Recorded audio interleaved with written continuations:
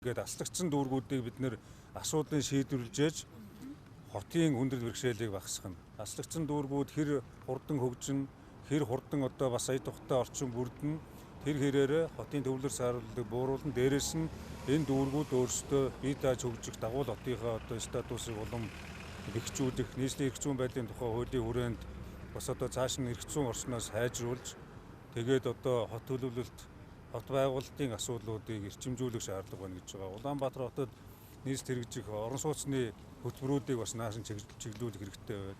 Ажлын байрыг бий болгох хэрэгтэй. Үйлдвэр үйлчлэгээний байгууллагуудыг олноор нэмэгдүүлэх хэрэгтэй байгаа.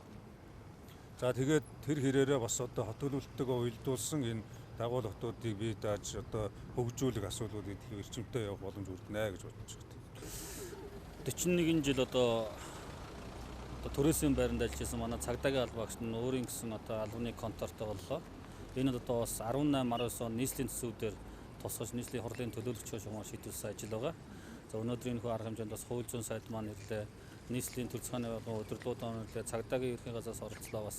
Ер нь бол одоо цагдаагийн одоо ажиллах орчин нөхцөл нэлээд одоо хэмжээгээр сайжрлаа гэж үзэж байна. Үүний дагаад одоо манай цагдаагийн албан багшд бас дүүргийн 30 мянган иргэдийн ая тухтай байдал, амар тайван байдлын төлөө бас дүүргийн гэмтэргийн гарсан үзүүлэлтүүд одоо үндсэн үзүүлэлтүүд их сайн байгаа.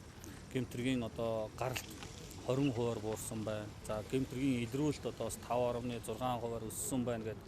Энэ бол одоо үндсэндээ ард иргэдийг л аюулгүй байдлын хангах чиглэлтэй манай цагдаагийн албан багшд нь ажиллаа сайн хийж байна гэж ингэж ойлгож байна.